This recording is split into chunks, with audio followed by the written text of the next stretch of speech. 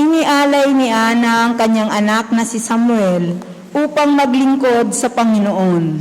Ang pag-aalay na ito kay Samuel ay siyang magiging propeta at pinuno ng Israel ay tanda ng pasasalamat ni Ana sa Diyos.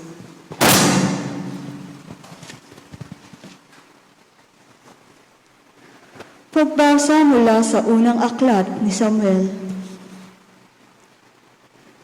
Noong mga araw na iyon, nang maawat na si Samuel, dinala siya ng kanyang ina sa templo ng Silo.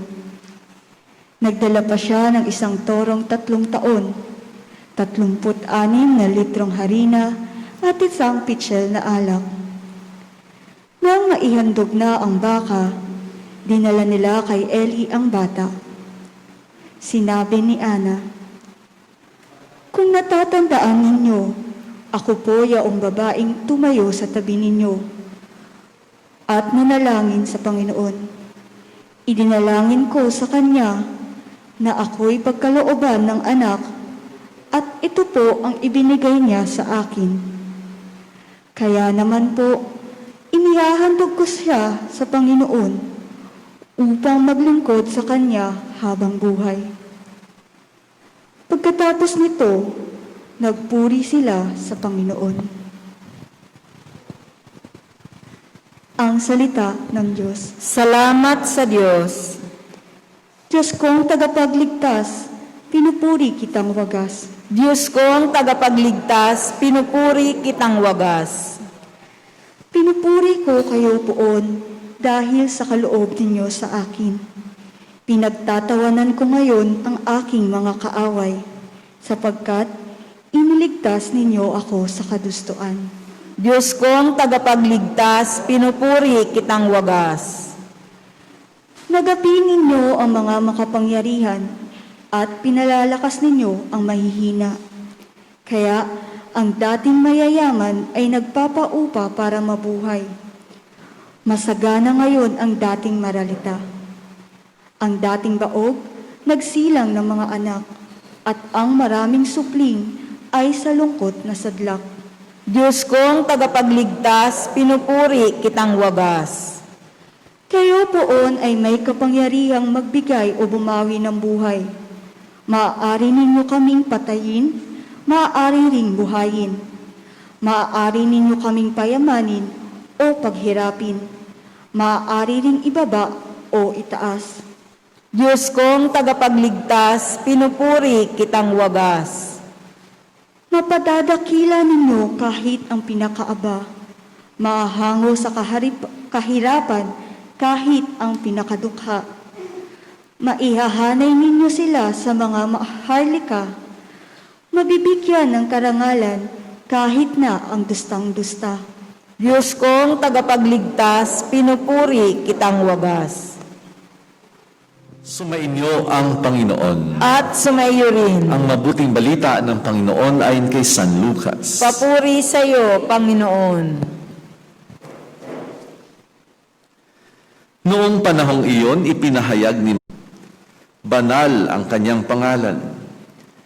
Kinahahabagan niya ang mga may takot sa kanya sa lahat ng salit-saling lahi. Ipinakita niya ang lakas ng kanyang mga bisig. Pinangalat niya ang mga palalo ang isipan. Ibinagsak niya ang mga hari mula sa kanilang trono at itinaas ang nasa abang kalagayan. Binusog niya ang mga mabubuting bagay, ang mga nagugutom, at pinalayas niya wala ni anuman ang mayayaman. Tinulungan niya ang kanyang bayang Israel. Ngayon, yung mga nasa social media, marami din yata, no, pa-heart react na lang dyan, or thumbs up sign, or just a comment of amen sa Facebook. Mga minamahal na mga kapatid kay Kristo, isang magandang umaga muli at pagpalain natin ng Diyos. Palakpakan muli natin ng Diyos. Alam niyo si Father John Besa, isang Dominikano, ay merong tip para malaman mo kung ang tao ay in love Tingnan nyo nga ang inyong katabi kung medyo in love yan. No? Unang sign na siya ay in love ay tinitigyawat. Ayan, tingnan nyo nga, may tigyawat ba? No, ayan. Hindi makikita, naka-face mask. Ikalawa, na makikita mo na ang taong in love ay hindi makatulog. Ayan, natutulog ba yung katabi nyo? At ikatatlo, yung taong in love daw ay tawa ng tawa. Tingnan nyo nga ang inyong katabi. No. Sabi ko kay Father John Besa, mukhang ang sinasabi mo sa amin, hindi taong in love, mukhang nabubuang yan. Ayan. Anyway, ngayon, atin namang pag-uusapan ang tatlong pamamaraan para malaman mo sa panahon na noon pa yun. Noon, kapag may tatlo ka nito, kahit isa lang nito, sa tatlong ito, ang tawag sa'yo ay sinumpa. So, sabihin nga ninyo ito, palatandaan ng sinumpa sa Biblia. Sabihin nga ninyo yan. Palatandaan ng sinumpa sa Biblia. Una, kapag ikaw ay walang pera. Sa panahon na yon, kapag ikaw ay walang pera, ikaw ay sinumpa. Ngayon, tanong, sino dito sa inyo ang walang pera? Taas ang kamay. Ayaw na, no? Baka sabihin, sinumpa. Ikalawa, kapag ikaw ay may sakit, no, halimbawa, may sakit ka. Kahit anong sakit. Yung tinatawag nilang ketong, no? Kala natin ketong yun, leprosy. Hindi ho. May konti lang mamula-mula. Ketong na yun sa panahon na yun. O di kaya ay kung ano-anong malubhang sakit. Pag ikaw ay may sakit sa panahon na yun, ikaw ay sinumpa. Yan. Sino dito ang may sakit? Wala. Ang galing, oh. Walang umaamin kasi natatakot sabihin, hala, sinumpa ka. Ikatatlo, sa Biblia, kapag ikaw ay baog, sa isip ng mga tao, ikaw ay sinumpa. Sinong baog dito? Taas ang kamay. Hala, walang tumataas ng kamay. No? Andyan pa ba kayo? Okay, sige, review tayo para hindi ko yung antukin. Anong tatlong palatandaan sa Biblia na ang tao ay sinumpa sa Old Testament? Number 1, walang. Number 2, may sakit. Number 3, baog. Binaliktad. Sa first reading, sa ating unang pagbasa ngayon sa first book of Samuel, si Hannah, religyosa, nagsisimba, parang baog. Hindi siya magkaanak. So, ang tingin sa kanya ng mga tao, alam niyo naman ng mga tao, sa panahon na yun, pag baog ka, may sakit ka, wala kang pera, talagang tingin sa'yo, sinumpa ka. No? Tingnan nyo nga ang inyong mga katabi. Subukan nyo lang na tingnan. No? Ngayon, hindi nyo naman kailangang malaman kung totoong isa sa mga tatlong ito. Tingnan nyo nga, mukha ba yung walang pera? No? Mukha ba yung baog? Mukha ba yung may sakit at lulugo-lugo? Ano? Baka ang tanong ko lang ho, subukan nyo lang tingnan. Mukha ba yung sinumpa? O mukhang pinagpala? O sabihin natin, gusto ko pinagpala ako. Ready, and? Gusto ko pinagpala ako. Ayan. Paano ngayon naggawa? Si Hannah, sinumpa. Tapos ngayon, pinagpala. Anong nangyari ngayon? Si Hana ay nagkaanak. Si Hana na nananalangin, hindi tumigil sa pananalangin. At alam nyo, ang bonus ng Diyos, ang Christmas gift ng Diyos, si Hana nagkaroon ng anak. Aha, bato-bato sa langit ang tamaan, huwag magalit. No? Sino dito sa atin ang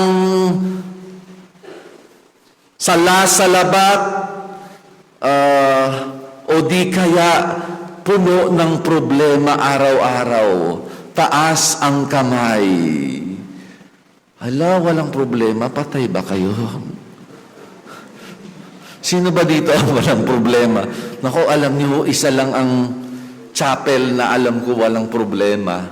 Sa amin po, sa military diocese, doon sa libingan ng mga bayani. No?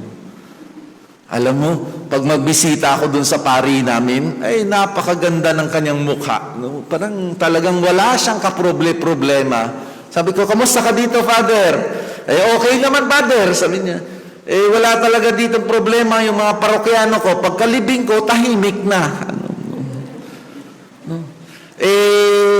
Kayo po, sino dito ang parang ang daming problema araw-araw? Taas nga ho ang kamay. Ayan. Ayan. Konti lang, no? Konti lang ang may problema yung iba. Siguro kalahati sa inyo buhay, kalahati patay. Ano?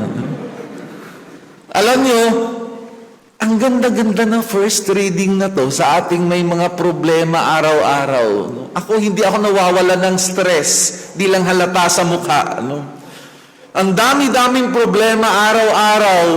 Alam nyo, napakaganda niyan. Kagaya ni Hana, huwag tayong bumitaw sa Diyos. Balang araw, didinggin din niya ang ating panalangin. Amen ba yan? Ayan.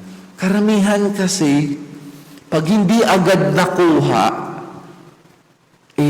titigil na tayong manalangin. Di ba marami nga sa inyo dito, marami nga sa atin dito, bakit ka nagsisimba? Hindi kasi tradisyon. Okay yun. No? Maganda. Bakit ka nagsisimba? Kasi gusto kong manalangin sa Diyos. Okay yun. Bakit ka nagsisimba? Kasi may wish ako. No, kala mo kay God, Jenny? No? Ano pong ibig sabihin nito? Huwag tayong bumitaw sa Diyos. Kagaya ni Hana, kung feeling natin ngayon tayo'y sinumpa, gagawin tayo ng Diyos na pinagpala. Amen ba yan?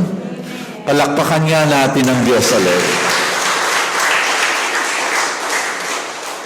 Balikan natin ang gospel. Andyan pa ba kayo?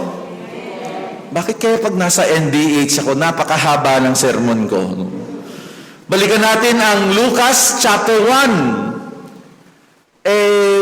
Huwag nating i-touch muna yung sinabi ni Mama Mary ngayon.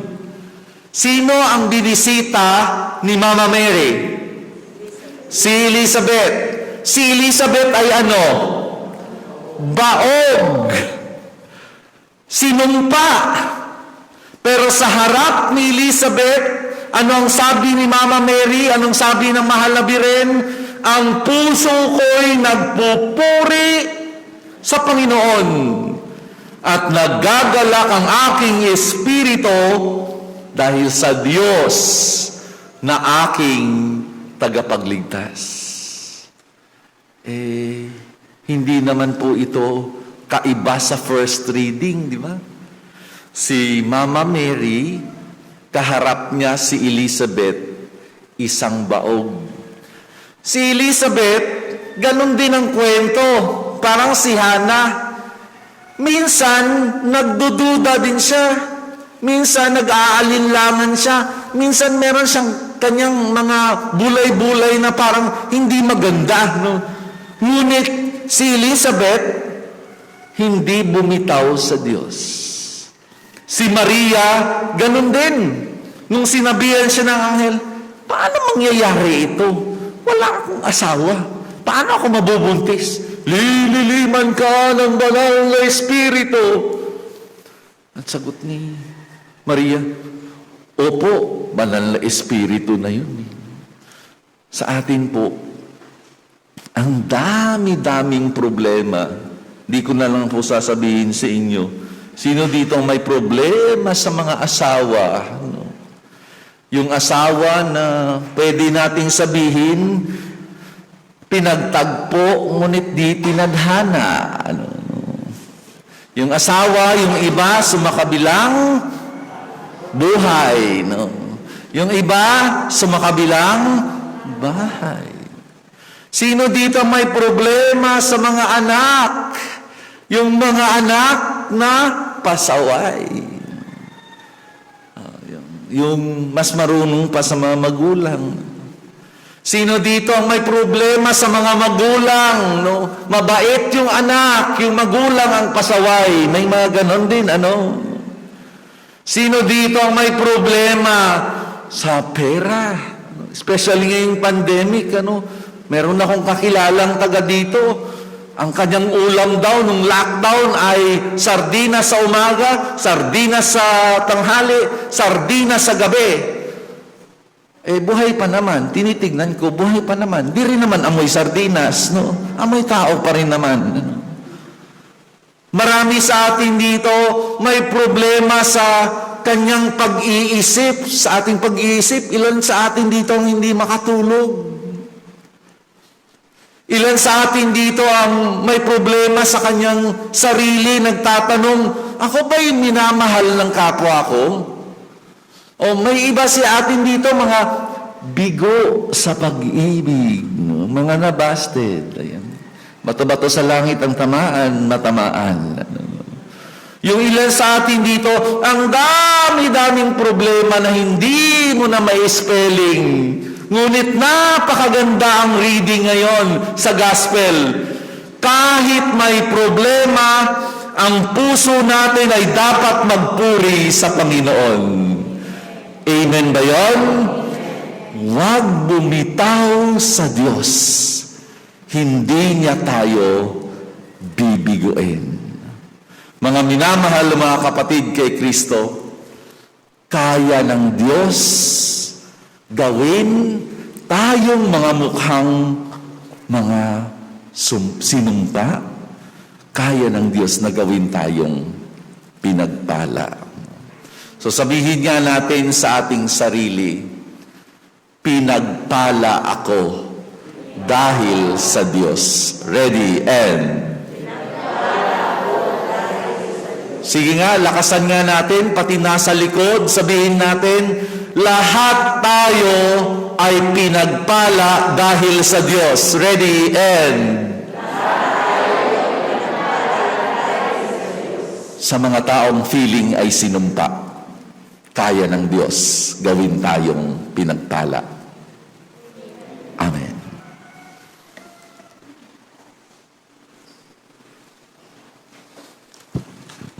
Magsitayo na po ang lahat. Tinutupad ng Ama ang pangako niyang pagliligtas. Dumalangin tayo sa Diyos sa diwa ng pasasalamat at kagalakang bumubukal sa puso ni Maria. Sa bawat kahilingan, itutugon natin, Panginoon, dinggin mo ang aming panalangin. Panginoon, dinggin mo ang aming panalangin. Maging mapagmalasakit nawa ang mga namumuno sa simbahan, sa mga dukha, salat, mga inaapi, at mga biktima ng karahasan at krimen. Manalangin tayo. Panginoon, dinggin mo ang aming panalangin. Maglingkod nawa ng tapat ang mga pinuno ng pamahalaan at supilin ang kabuktutan gaya ng pagdarambong, pagmamalabis sa kapangyarihan at pagpapalaganap ng mga di makatotohanang balita. Manalangin tayo. Panginoon, dinggin mo ang aming panalangin.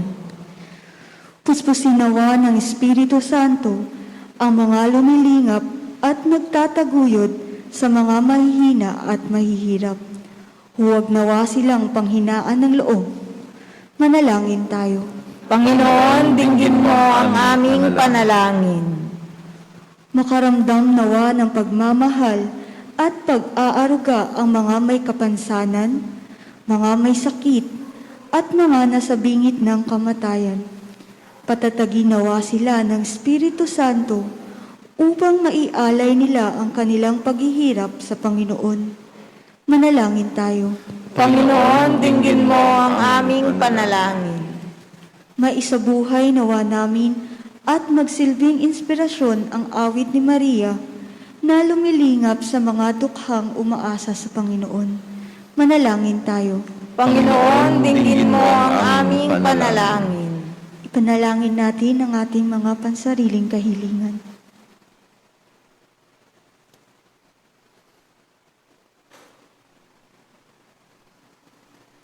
Manalangin tayo.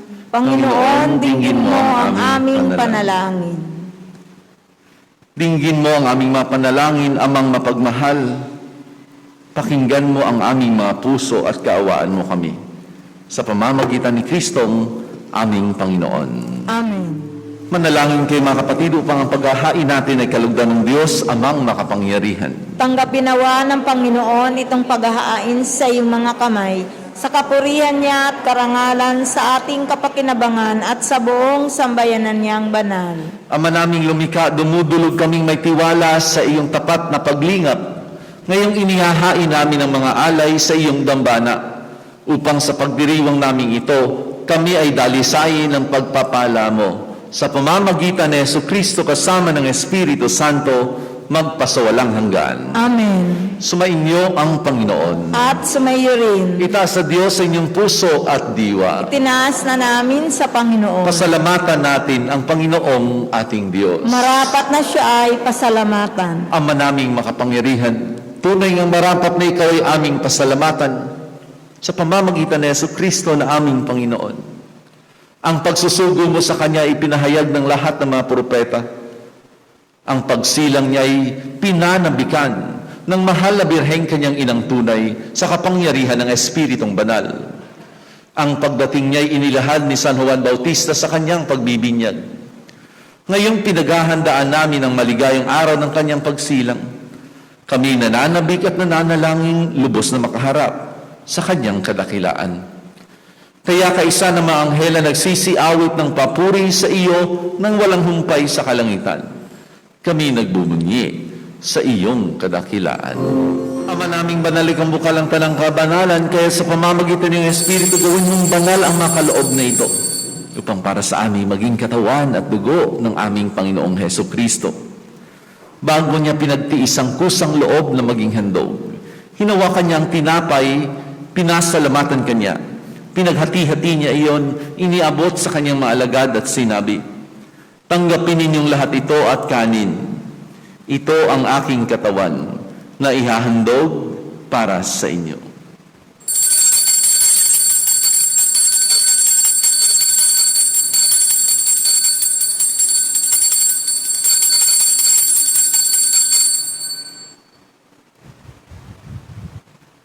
Gayun din naman ang matapos ang hapunan, hinawakan niya ang kalis, muli kanyang pinasalamatan.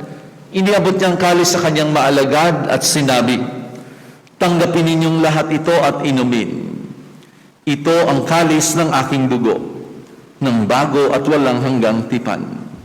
Ang aking dugo na ibubuhos para sa inyo at para sa lahat, sa ikapagpapatawad ng mga kasalanan. Gawin ninyo ito sa pag-alaala sa akin."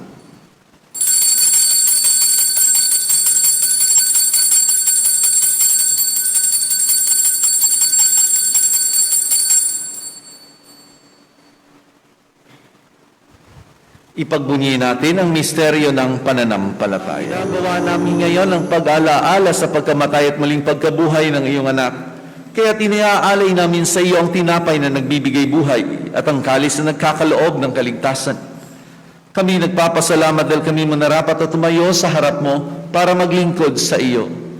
Isinasamo namin kaming magsasalo-salo sa katawan at dugo ni Kristo ay mabuklod sa pagkakaisa sa pamamagitan ng Espiritu Santo. Ama, lingapin mo ang iyong simbahang laganap sa buong daigdig. Puspusin mo kami sa pag-ibig, kaisa ni Francisco na aming Papa, at ni Milo Hubert na aming Obispo, at ng Tanang Kaparian. Alalahanin mo rin ang mga kapatid naming nahimlay nang may pag-asang sila'y muling mabubuhay. Gayon din ang lahat ng mga pumanaw. Kaawaan mo sila at patuloyin sa iyong kaliwanagan. Kaawaan mo at pangindapatin kaming lahat na makasalo sa iyong buhay na walang wakas.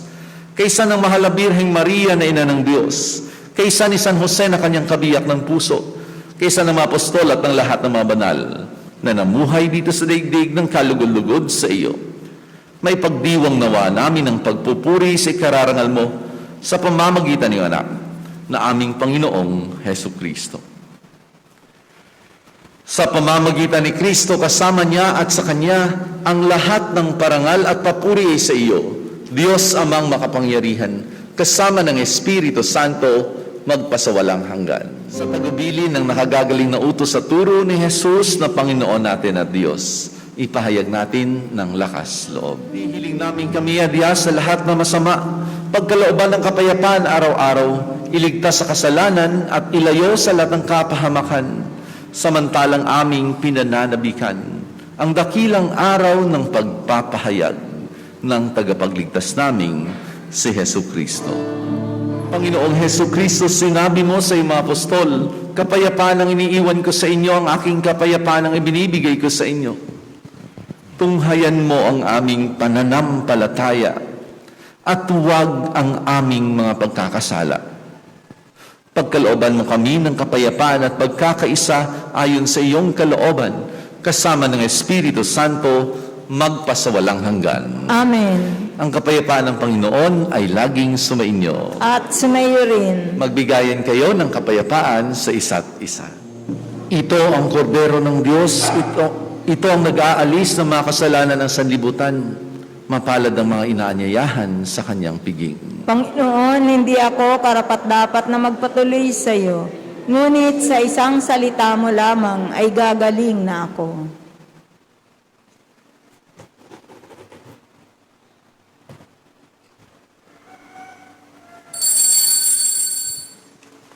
Manalangin tayo.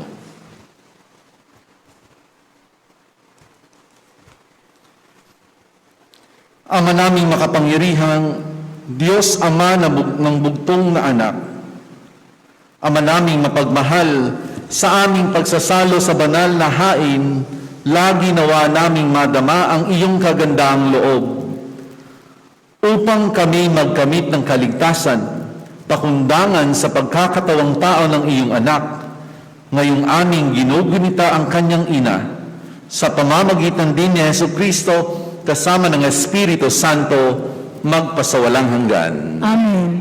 Sumainyo ang Panginoon. At sumayo rin. At pagpalain kayo ng makapangyarihang Diyos, Ama, Anak, at Espiritu Santo. Amen. Umayo kayong mapayapa, tapos na ang misa. Salamat sa Diyos. Maraming salamat po, Father Cruz.